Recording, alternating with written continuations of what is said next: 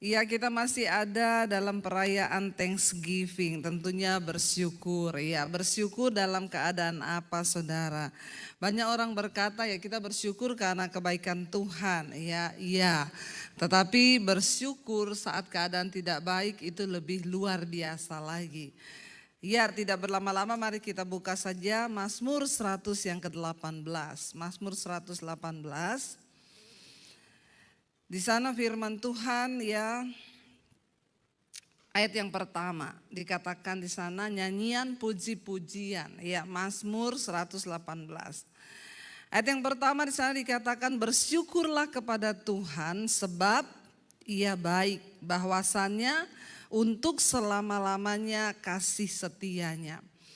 Yang pertama kita bersyukur tentunya karena Tuhan itu baik. Apapun keadaan kita ya Tuhan tuh tetap baik, saudara. Walaupun kita berkata tapi keadaan saya tidak baik, Bu. Percayalah Tuhan itu tetap baik. Sebab Dia tahu yang terbaik buat kita. Ya, jangan pernah berkata keadaan saya tidak baik. Mana Tuhan itu baik ya. Saudara, Tuhan tetap baik. Cuma kita aja yang tidak mengerti dan belum mengerti. Ya, sering kali kita tidak mengerti bahwa Tuhan itu baik. Ketika bangsa Israel dibawa keluar dari tanah perbudakan di Mesir, kita tahu bersama mereka berseru ketika mereka diperbudak. Lalu Tuhan mendengarkan seruan mereka dan Tuhan menolong mereka. Ketika Tuhan menolong mereka, Alkitab berkata, saudara, Tuhan sengaja membawa bangsa itu tidak melalui jalan yang terdekat ya. Coba kita lihat bersama di dalam Keluaran ya. Keluaran 13 ayat yang ke-17 ya. Kalau kita berkata Tuhan itu baik, kalau keadaan kita baik, maka kita salah. Tuhan baik sebab Dia lebih tahu apa yang akan terjadi ke depan. Keluaran 13 ayat 17 di sana dikatakan, baca bersama. Setelah Fir'aun membiarkan bangsa itu pergi, Allah tidak menuntun mereka melalui jalan ke negeri orang Filistin, walaupun jalan ini yang paling dekat.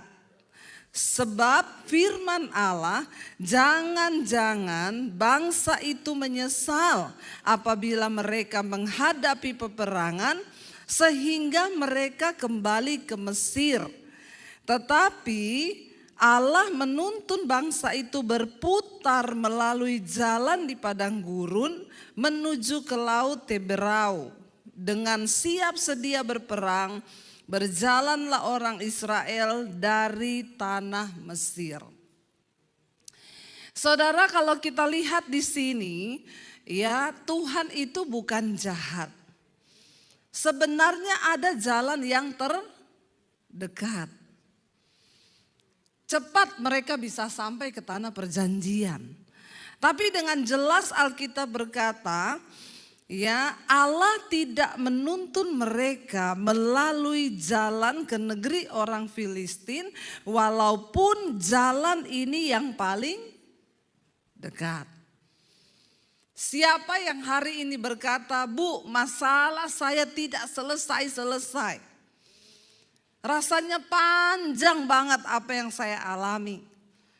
Harusnya kan cepet gitu ya. Kita berkata harusnya Tuhan gak perlu membawa saya menderita seperti ini. Saudara, jangan pernah menuduh Tuhan tidak baik sehingga engkau tidak bersyukur kepadanya. Alkitab berkata Tuhan itu baik. Waktu itu bangsa Israel tidak mengerti, kenapa sih kita harus berputar, kan ada jalan yang lebih dekat. Justru karena Tuhan baik, makanya Tuhan putar jalan mereka. Tapi yang namanya manusia itu selalu pengen yang cepat. Iya Pak ya. Ya orang itu kalau datang sama saya, Bu, saya ada masalah. Doakan ya Bu, biar cepet Bu, biar cepet. Biar instan Bu, hari ini ada masalah keuangan, besok pengennya dijawab. Hari ini punya utang, pengennya besok Ya, itulah orang Kristen karena kebanyakan nonton Doraemon, ada kantong ajaib. Haleluya ya. Kita nih kepanjangan pengen instan. Soalnya kebanyakan makan Indo. Ya beda saudara ya, orang yang makan Indomie itu beda sama yang makan daging. Prajurit itu kalau makan daging nyanyinya dari Sabang sampai Merauke. Makan Indomie dari Sabang sampai Merauke. Itu orang Kristen itu. Iya Pak ya. Bilang kanan kirimu bertobat. Bertobat. Semua pengen yang cepat. Tapi ingat dan percaya bahwa Tuhan itu adalah Tuhan yang mencintai proses. Karena sesuatu yang dibangun melalui proses yang lama itu juga hasilnya berbeda. Tanaman yang hanya dalam semalam apa itu? Nah, toge, kecambah. Nasibnya lama enggak? Begitu tumbuh langsung dibikin bakwan kan?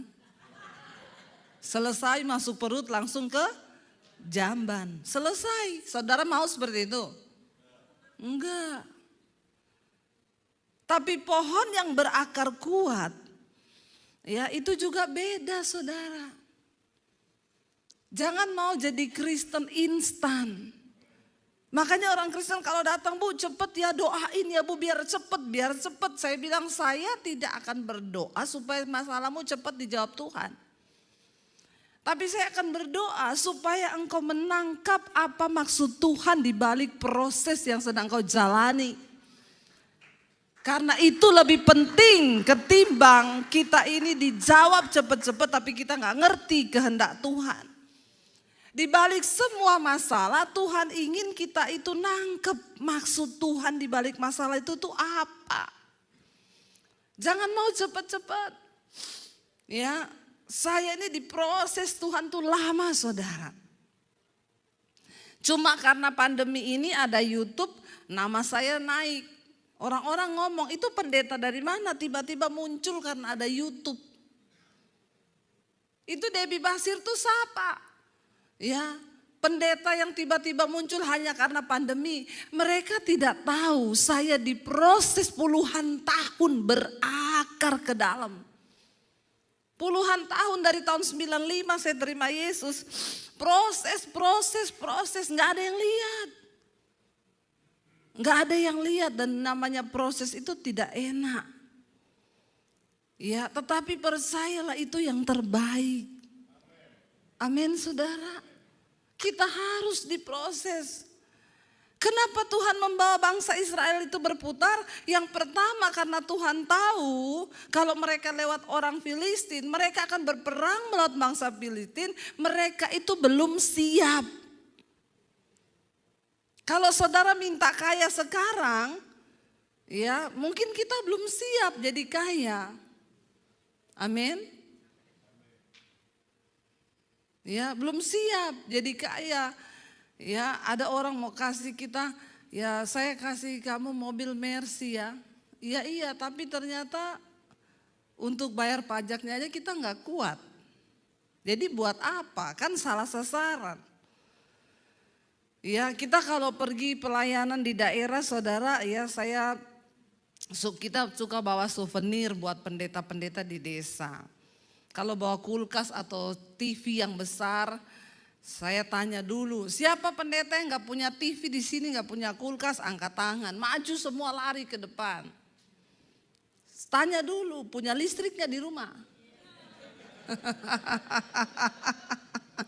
Loh, ternyata gak punya kulkas, angkat tangan lari, mau dikasih kulkas. Belum ada listrik Bu, berarti belum. Saudara kasih kulkas dia nggak ada listrik, nanti kulkas buat simpen baju. Itu kan salah sasaran kan. Kulkas buat taruh baju, koran, buku. Nah itu salah saudara. Jadi Tuhan itu tahu kapan kesiapan bangsa Israel untuk masuk menduduki satu negeri yang sudah Tuhan siapkan. Saya baru mengalami yang namanya diberkati Tuhan, itu mengikut Tuhan ini baru setelah pandemi. Ya, kalau orang bilang OTW kaya. Tapi enggak apa-apa, kita diberkati untuk bisa menjadi berkat. Bukan untuk kita nikmati bagi diri sendiri. Kan bagus kan kalau pendeta diberkati, senang kan saudara? Senang kan, bukan dosa loh, diberkati itu enggak dosa loh. Ya, kadang heran juga lihat jemaat kalau pendeta diberkati katanya duniawi loh. Pendeta miskin tidak diberkati Tuhan. Giliran diberkati duniawi. Puji Tuhan loh, di tengah pandemi kami diberkati. Sudah ada puluhan gereja yang kita bisa bangun di desa. Kalau Tuhan tidak berkati saya kan saya nggak bisa bangun itu gereja. Ya, ini sedang berjalan pembangunan sekolah misi di Bandungan, Semarang. Kami punya kerinduan menyekolahkan orang-orang dari desa itu gratis yang mau jadi pendeta. Supaya Indonesia tidak dihijaukan. Karena kami sudah keliling saudara. Indonesia sudah dihijaukan. Saya ke Toraja, di sana ada masjid mualaf. Yang khusus dari Kristen pindah. Disiapkan dan penuh jemaahnya. Ya, dan itu membuat kita nih, saya punya kerinduan hati Tuhan. Saya tidak akan buka gereja, sudah banyak gereja di Indonesia. Orang tanya, Bu Debbie mau buka gereja? Enggak. Ya, setiap bulan kami adakan pelayanan seminar hamba-hamba Tuhan di desa-desa. Kami melihat apa yang dibutuhkan oleh hamba Tuhan di desa. Ya, ini waktunya kita bergerak. Dan kalau Tuhan memberkati, saya sama suami tuh ngomong, kalau kita diberkati mungkin 10 tahun yang lalu, kita belum siap. Belum siap. Kalau saya diberkati seperti sekarang 10 tahun yang lalu, ya, mungkin uang itu habis saya pergunakan untuk ya kemauan diri. Tapi Tuhan memproses kami puluhan tahun. Sehingga kami siap. Saya bisa pakai uang itu untuk keperluan saya beli tas 90 juta, 100 juta. Saya beli sepatu yang puluhan juta bisa. Tapi saudara percaya sampai hari ini saya beli sesuatu yang 30-20 juta itu enggak tega, di hati itu belum tega. Kalau saya pakai barang bermerek percayalah itu Casio. Kasih orang. Ya benar, saya sendiri tidak tega saudara. Ya, karena masih banyak sesuatu yang dibutuhkan lebih bagi hamba-hamba Tuhan di desa. Puji Tuhan, Tuhan memberkati. Tapi Tuhan tahu waktunya. Awal pandemi aja saya tuh berdoa Tuhan, ikut Tuhan tuh kok saya gak pernah merasakan yang namanya diberkati ya. Supaya hidup saya ini bisa juga jadi berkat bagi orang. Punya uang 5 juta disuruh beri 5 juta. Kok yo pas? Ya, pernah saya mengalami itu. Saya tinggal punya uang 5 juta saudara. Ya, tahu-tahu saya datang ke satu seminar, suruh transfer 5 juta, suruh kasih buat pendeta. Wah, saya tengking itu suara dalam nama Yesus. Ini pasti bukan suara Tuhan, ini setan yang bicara ini. Masa saya suruh terabur 5 juta, uang saya tinggal pas segitu loh. Tapi suara itu terus berbicara di hati. Saya tengking makin kuat, makin kuat, makin kuat. Lalu saya sudah tidak tahan. Ternyata itu yang dimaksud Rasul Paulus, kita ini tawanan roh. Gak ada yang tahu. Saya tabur tutup mata. Sampai saya bilang, Tuhan kapan gitu ya uang saya ada sekian M terus saya suruh tabur. Wah kecil saya tabur segitu dengan senyuman. Ini tinggal 5 juta suruh tabur segitu. Saudara berani gak kalau begitu? Pikir dulu kan. Itu juga kasih karunia saudara. Itu kasih karunia yang Tuhan berikan. Saya sering banget mengalami itu. Tapi ternyata itu adalah bagian dari proses Tuhan untuk mendewasakan iman kita, karena Dia akan mempercayakan sesuatu yang lebih besar. Amin. Sebab itu jangan pernah menuduh Tuhan tidak baik. Tuhan itu baik. Dalam segala keadaan hidupmu bilang, Tuhan, aku percaya Engkau baik, Tuhan. Engkau baik, Tuhan. Apapun keadaanku hari ini tidak mengubah kebaikan Tuhan. Tapi sulit kan bagi kita untuk berkata dan bersyukur dan bilang, Tuhan Engkau baik. Kalau keadaan baik, uang banyak, sehat, bilang Tuhan baik, gampang. Tapi waktu keadaan kita nggak enak dan kita harus bilang Tuhan itu baik, itu korban kepada Tuhan. Dan Allah senang itu. Bayangkan ketika keadaanmu tidak baik, engkau tersungkur di kaki Tuhan dengan bercucuran air mata dan berkata, Tuhan Engkau baik, Tuhan. Bukankah itu korban yang berkenan? Yang namanya korban itu sakit, saudara. Kalau belum sakit itu belum korban namanya. Makanya kalau engkau beri belum ada rasa sakit, jangan bilang itu yang terbaik. Betapa seringnya kita ngomong, ayo kita beri yang terbaik bagi Tuhan. Tapi kita masih sambil ketawa-ketawa, itu belum yang terbaik. Yang terbaik itu ada luka, ada korban, sakit. Tapi engkau berkata, aku mau bagi Tuhan. Kalau engkau belum lulus dalam hal keuangan, jangan berharap engkau diberkati Tuhan berkelimpahan. Kalau orang belum lulus dalam hal keuangan tapi keuangannya diberkati, kelihatannya diberkati, jangan-jangan itu jebakan iblis.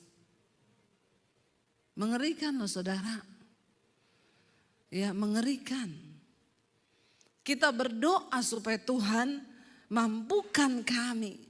Kenapa Tuhan membawa bangsa itu berjalan melalui tempat yang lebih jauh, bukan jalan yang terdekat? Ingat saudara, yang terdekat belum tentu itu yang terbaik. Yang tercepat belum tentu itu yang terbaik. Tapi Tuhan selalu memberi yang terbaik bagi anak-anaknya. Amin saudara. Walaupun seringkali kita pikir, aduh Tuhan ini kayaknya salah ya. Kenapa lama ya? Kenapa begini jalannya? Jalani saja, percayalah. Tuhan itu maha tahu. Beda tipis sama kita yang sok.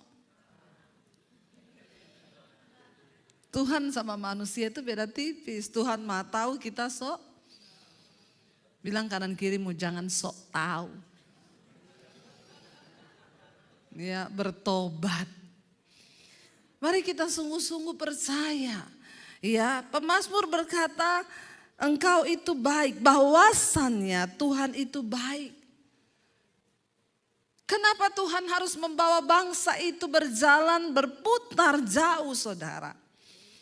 Karena untuk membawa mereka keluar dari Mesir itu gampang bagi Tuhan. Tapi yang susah adalah mengeluarkan Mesir dari otaknya bangsa Israel. Itu membutuhkan waktu ternyata puluhan tahun. Bahkan banyak yang tidak lulus, mati di padang gurun. Kenapa saudara? Tuhan mau bangsa ini memasuki satu negeri yang dia janjikan. Dia ingin bangsa itu memasuki negeri yang berlimpah berkat susu dan madu. Dengan cara berpikir yang baru. Dengan pola hidup yang baru. Dengan karakter mereka yang baru. Kalau tidak, buat apa dia bawa bangsa itu masuk? Di Kanaan sudah ada orang-orang Kanaan. Tapi kenapa Tuhan ingin membersihkan mereka orang Kanaan? Karena mereka sudah berdosa kepada Tuhan, tidak lagi mau menyembah kepada Allah yang hidup. Mereka mencari Allah-Allah lain yang pada hakikatnya bukan Allah. Karena itu Tuhan membinasakan orang Kanaan dan membawa bangsa ini masuk dengan harapan bangsa itu masuk dengan cara berpikir yang baru yang sudah dibentuk oleh Tuhan. Penting bagi kita melihat di sini saudara. Kita semua ini sedang berjalan menuju satu tanah yang Tuhan janjikan. Kalau hari ini engkau berharap hidupmu baik, percayalah Tuhan terlebih rindu hidupmu baik. Katakan amin, amin. Kalau hari ini engkau berkata Tuhan aku ingin hidup tanpa hutang, Tuhan lebih rindu kita hidup tanpa hutang. Kalau hari ini kita berkata aku pengen hidup sehat, aku pengen semua baik, keluargaku baik, Tuhan terlebih rindu. Sebab itulah janjinya supaya kita umatnya hidup di dalam segala yang baik. Tapi untuk menuju ke sana, semua perlu dibaharui. Cara berpikir kita, karakter kita, sikap hati kita, semua perlu dibentuk sama Tuhan. Karena kita ini sudah rusak oleh dosa. Sebab semua manusia telah kehilangan kemuliaan Allah, telah jatuh dan berbuat dosa. Dan itu butuh proses saudara. Ya, karena itu jangan mau cepat-cepat. Bersyukur, yang pertama dikatakan bersyukurlah kepada Tuhan sebab Tuhan itu baik. Bahwasannya untuk selama-lamanya kasih setianya. Ayat yang kedua, biarlah Israel berkata bahwasannya untuk selama-lama kasih setianya. Biarlah kaum Harun berkata bahwasannya untuk selama-lamanya kasih setianya. Biarlah orang yang takut akan Tuhan berkata bahwasannya untuk selama-lamanya kasih setianya. Kenapa Mazmur 118 ayat 1 sampai 4 itu terus dikatakan bahwasannya untuk selama-lamanya kasih setianya. Karena di dalam pengiringan bangsa Israel kepada Tuhan mereka hampir tidak percaya lagi. Waktu mereka berjalan di padang gurun tidak ada makanan, mereka berkata, kenapa Tuhan membawa kami untuk mati di padang gurun? Katanya Dia Allah yang setia, tapi apa yang kami alami? Mereka memberontak kepada Tuhan. Mereka tidak percaya lagi kepada Tuhan. Ketika tidak ada air, mereka marah kepada Musa dan berkata, kenapa Tuhan membawa kami keluar untuk mati di padang gurun? Mending kami tinggal di Israel, di Mesir, menjadi budak, tapi kamu bisa makan enak. Perhatikan saudara, pola pikir bangsa Israel selalu cenderung kepengen balik ke hidup lama, balik ke hidup lama, balik ke hidup lama. Kenapa Tuhan harus proses mereka puluhan tahun? Supaya mereka tidak lagi menoleh ke belakang.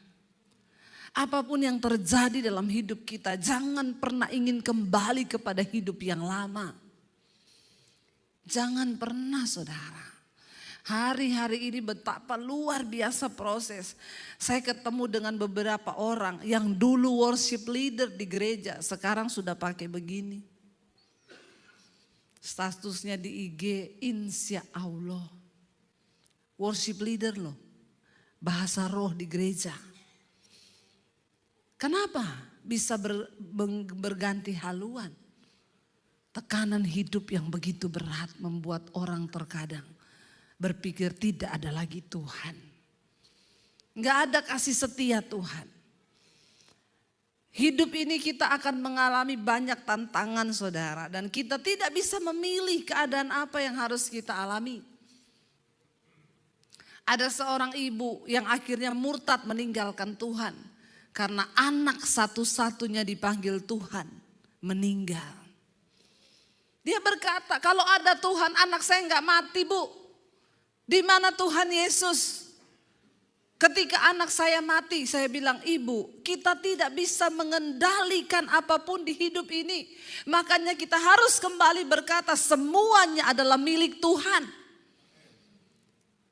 Tapi saya cinta anak saya anak yang manis, dia tidak nakal, dia tidak bikin begini-begini. Kenapa Tuhan gak panggil anak-anak yang nakal? Saya bilang ibu bersyukur kalau anak ibu baik, dia manis dipanggil Tuhan langsung ke sorga Bu. Kalau anak-anak nakal dipanggil Tuhan ke neraka. Tapi itulah pemahaman manusia dengan pemahaman Tuhan seringkali salah. Alkitab berkata Tuhan tidak berkenan kepada kematian orang fasik, tetapi kepada pertobatannya. Kenapa kita sering bilang orang baik itu cepat mati ya? Orang jahat tuh kok gak mati-mati? Kan kita sering ngomong begitu ya. Karena Tuhan tuh tidak berkenan kepada kematian orang fasik, tetapi kepada pertobatannya. Kalau sudah kebangetan orang fasik mati, ya sudah, kita tahu jalannya langsung ke neraka. Saya bilang ibu harus mengubah cara pikirmu. Harusnya ibu bersyukur. Anakmu mati dalam keadaan baik, dia ngajar sekolah minggu. Ibu bersyukur, Bu. Bahwa segala yang kita punya di hidup ini bukan milik kita. Sadarilah itu supaya kita bisa bersyukur. Makanya kita harus berakar kuat di hidup ini. Supaya apapun yang terjadi engkau tetap bisa berkata bahwasannya untuk selama-lamanya kasih setia Tuhan bagi hidupku. Amin saudara. Dalam segala keadaan. Jangan berpikir bahwa Tuhan itu baik hanya ketika keadaan kita baik. Banyak orang saudara akhirnya meninggalkan Tuhan. Persis kehidupan bangsa Israel ketika mengalami tantangan pengen balik ke hidup yang lama. Tuhan itu mau kita melihat ke depan. Mata kita tertuju ke depan, hanya melihat kepada Tuhan. Dalam segala keadaan bersyukurlah dan bilang, Tuhan, Engkau baik bagiku. Engkau baik. Saya ikut Yesus puluhan tahun. Air mata saudara tahu kesaksian saya. Saya mengalami hidup yang tanpa uang 1 sen pun. Tidak ada satu orang pun yang bisa saya jadikan sandaran hidup saya ketika saya ikut Yesus. Cuma Tuhan. Tapi tidak pernah saya berkata Tuhan jahat. Saya selalu berkata Engkau baik Tuhan. Memang bertentangan dengan logika. Melihat keadaan di depan seperti itu. Dengan bercucuran air mata saya cuma bilang Engkau baik Tuhan. Engkau baik. Terlalu banyak orang Kristen yang tidak diproses saudara. Makanya kekristenan itu cuma biasa-biasa saja. Saya berdoa di sini yang belum diproses biar diproses Tuhan. Aminnya sedikit toh. Baru kali ini ada pendeta yang doakan supaya jemaatnya diproses Tuhan. Biasanya semua pengennya semua baik-baik saja. Tanpa proses engkau tidak mungkin berkenan kepada Tuhan. Kita semua harus dihancurkan. Kita semua harus dimatikan. Supaya kita menjadi orang yang berkenan di hadapan Tuhan. Karena kalau tidak saudara hidup kita hancur. Ya, dan kita tidak mendapatkan perkenanan Tuhan. Makanya ayat 1 dan 4 berkata di sana ditekankan kembali. Biarlah Israel berkata Tuhan itu baik bahwasanya untuk selama-lamanya kasih setianya. Biarlah kaum Harun berkata bahwasannya untuk selama-lamanya kasih setia Tuhan. Biarlah orang yang takut akan Tuhan berkata bahwasannya untuk selama-lamanya kasih setianya. Tuhan itu penuh dengan kasih setia. Tapi seringkali kitalah yang tidak setia. Kenapa bangsa Israel butuh puluhan tahun untuk menyelaraskan cara berpikir mereka dengan cara berpikir Tuhan. Karena manusia itu cara pikirnya dengan cara pikir Tuhan beda. Kita selalu pengen yang tercepat, kita selalu pengen yang terbaik. Kita pikir hidup yang diberkati adalah hidup yang nyaman tanpa proses, engkau salah. Justru ketika Tuhan mengasihi seseorang, Alkitab berkata Tuhan menghajar orang yang dikasihinya. Tuhan menghajar orang yang dianggapnya sebagai anak. Kalau kita tidak dihajar Tuhan berarti kita gak dikasihi Tuhan saudara. Apapun proses yang engkau jalani hari ini percayalah. Ketika kita sungguh-sungguh mencari Tuhan. Ketika kita sungguh-sungguh berserah kepada Dia. Maka Dia turut bekerja mendatangkan kebaikan. Saya undang para imam musik maju ke depan, waktu kita hampir habis. Saudara, hari ini kita mau berkata, kami percaya Tuhan, Engkau mendengar lebih dari yang kami doakan. Tuhan menjawab lebih dari yang kita harapkan. Percayalah, Dia yang lebih tahu apa yang terbaik.